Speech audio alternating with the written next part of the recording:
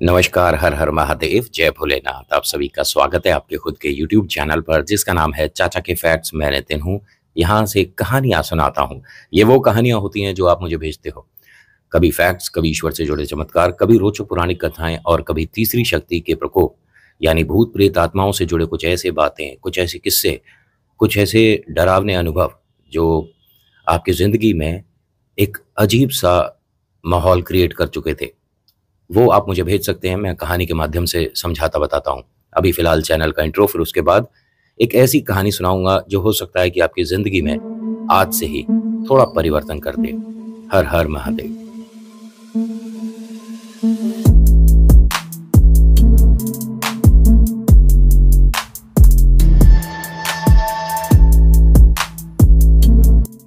कहानी बहुत छोटी सी है और हो सकता है कि इससे आपको एक बहुत बड़ी सीख मिल जाए। शुरू करने से पहले आप सभी से एक रिक्वेस्ट है कि अगर पसंद आती है तो प्लीज़ लाइक करिए, शेयर करिए, कमेंट में लिखिएगा हर हर महादेव, जय भोलेनाथ, आपका नाम आपकी जगह। पहली बार आए हैं तो सब्सक्राइब करिएगा। अगर आपको ये कहानी ठीक लगी, आपका समय सही व्यतीत हुआ, मैंने खराब नहीं करा, तो प्लीज़ सब्सक्राइब करिएगा। आपके सब्सक्राइब करने से ना एक ऐसी खुशी सी मिलती है कि हाँ, हमारे इस परिवार में, छोटे से परिवार में एक और नया सदस्य जुड़ गया। तो प्लीज़ रिक्वेस्ट है कि अगर अच्छी लगी तो सब्सक्राइब करिएगा। आज की कहानी अनुज की है।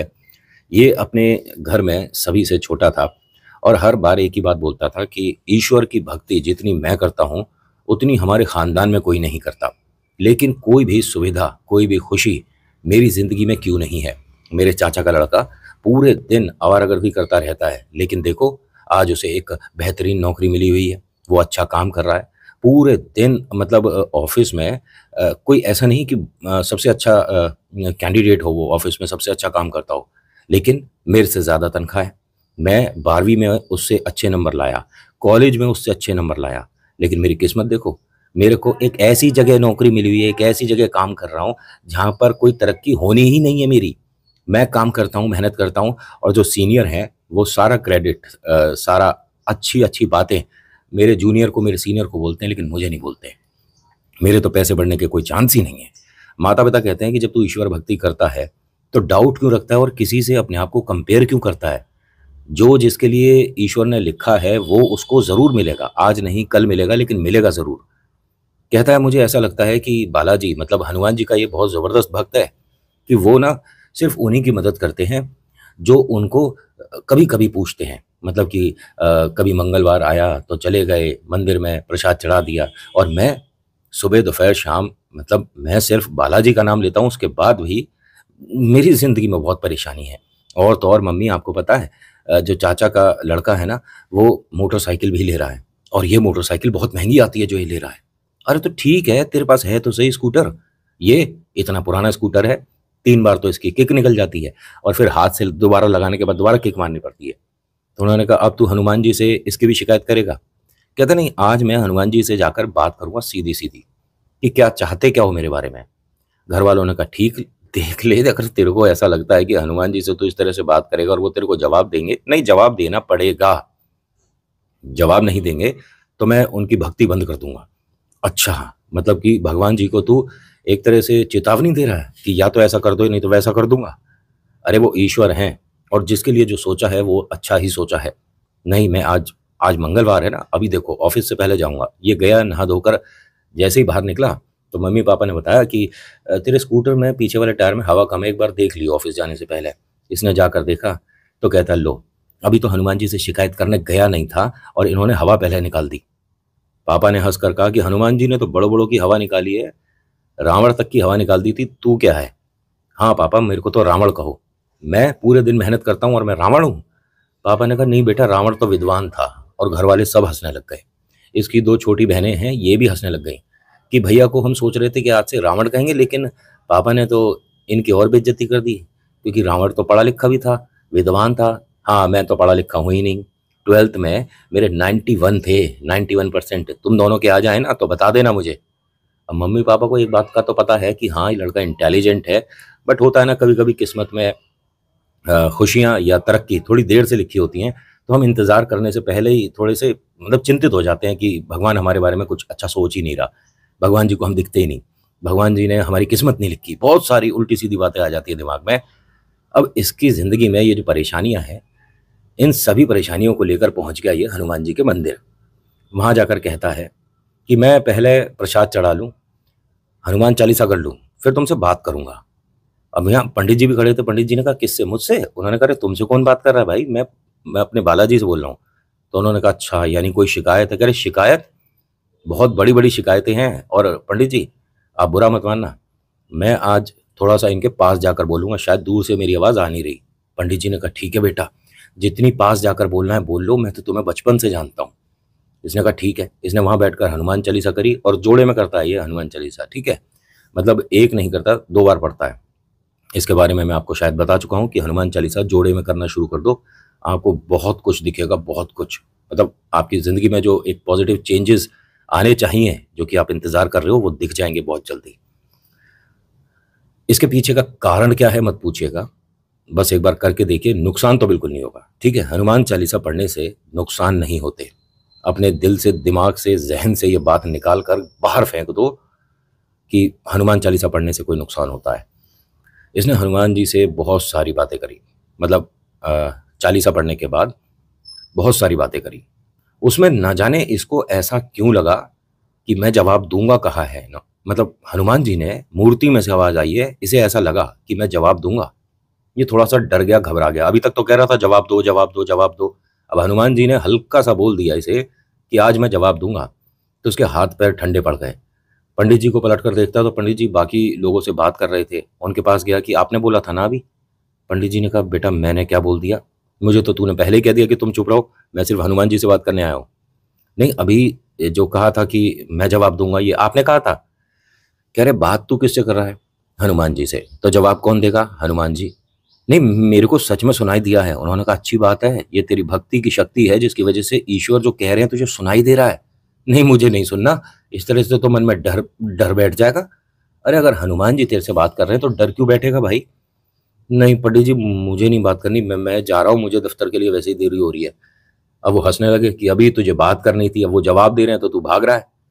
इसने चलते चलते पलटकर हनुमान जी को दोबारा देखा, तो इसे एक चीज बड़ी अजीब लगी कि मतलब इन्होंने मेरे को देखकर मतलब आंखें बड़ी करी हैं। ये एक तरह से जैसे घर में किसी छोटे बच्चे को डराना होता है तो हम आंख बड़ी कर देते हैं ना, कि ये काम मत करो, वो काम मत करो। तो इसने हाथ जोड़कर कहा, अच्छा ठीक है, मुझे कोई परेशानी नहीं है, बालाजी की जय हो और मैं जा रहा हूँ, जय सिया राम।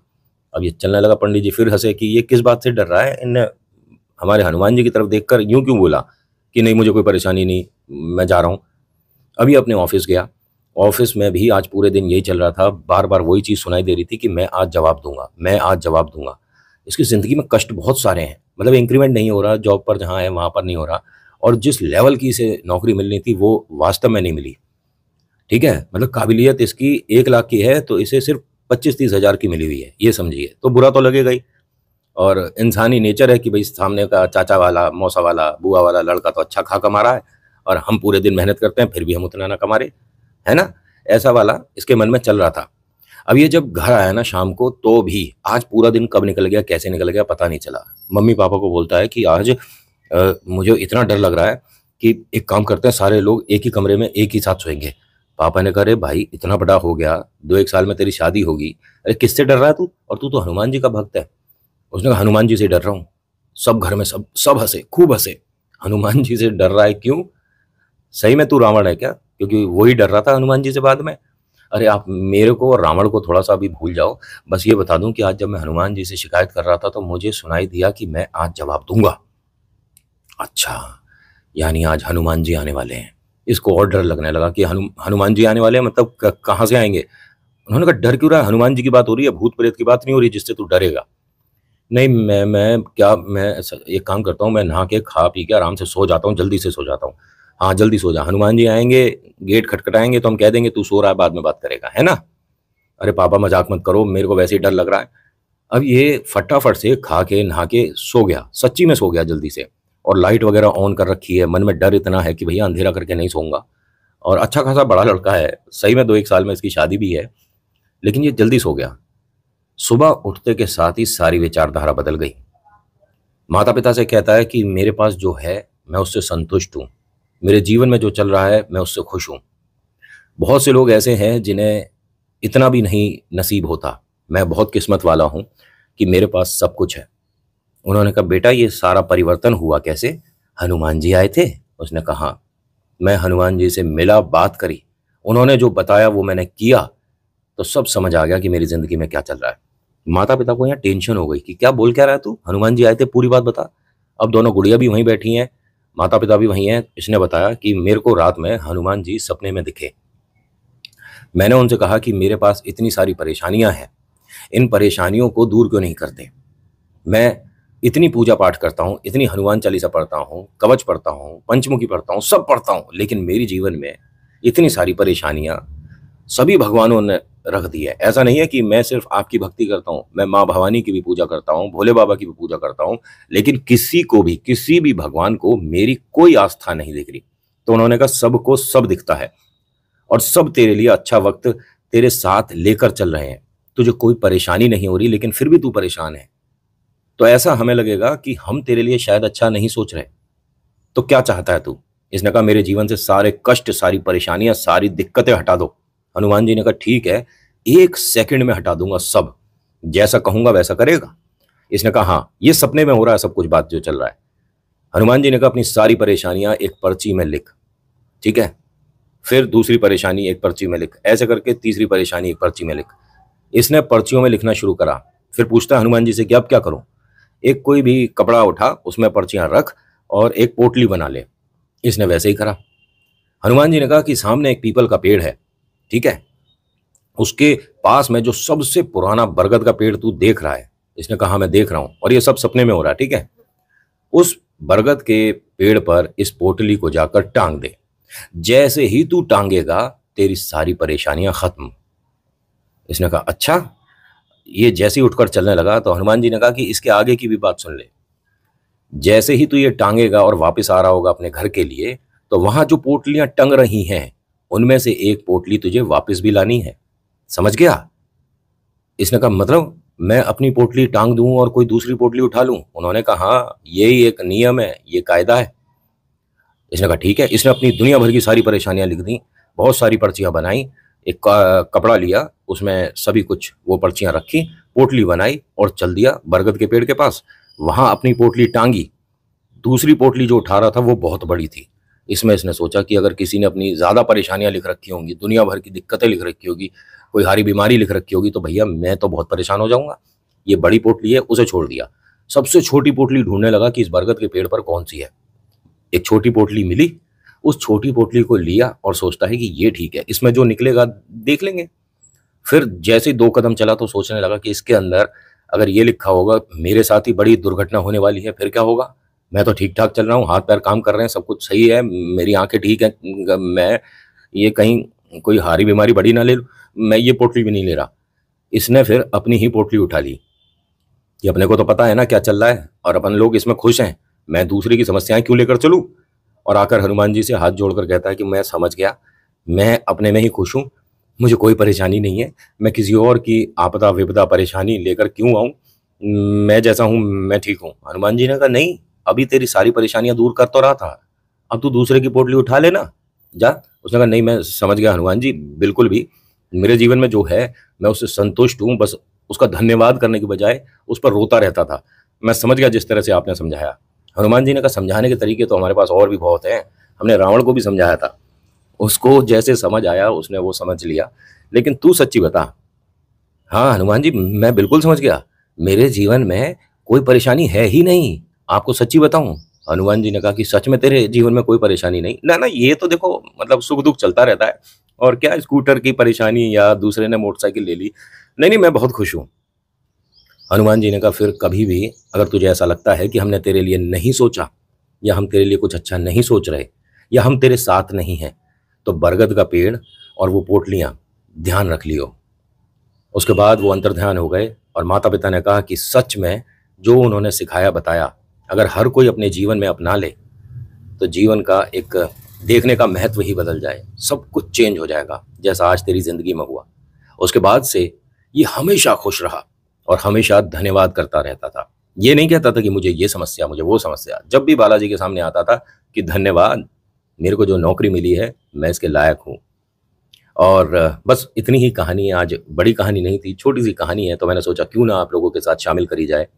ये मुझे अशोक जी ने भेजी है दिल्ली से, और कहते हैं कि नितिन, ये जो लड़का है ये मेरा बेटा है जिसके बारे में मैंने आपको कहानी में बताया है। इनके साथ इतना ही हुआ तो मैंने इतना ही बताया। ऐसा नहीं कि कहानी को आप लंबा कर दो और कि कुछ भी सुना दो, कुछ भी बता दो।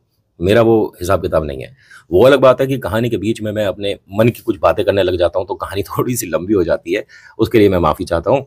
आज देखिए, मैंने किसी भी तरह की कोई भी बात अपनी बीच में इंक्लूड नहीं करी है, और एक ही टेक में पूरी कहानी सुना रहा हूँ आपको। तो शायद हो सकता है कि आपका समय भी मैंने बचाया हो और आपको कहानी अच्छी लगी हो।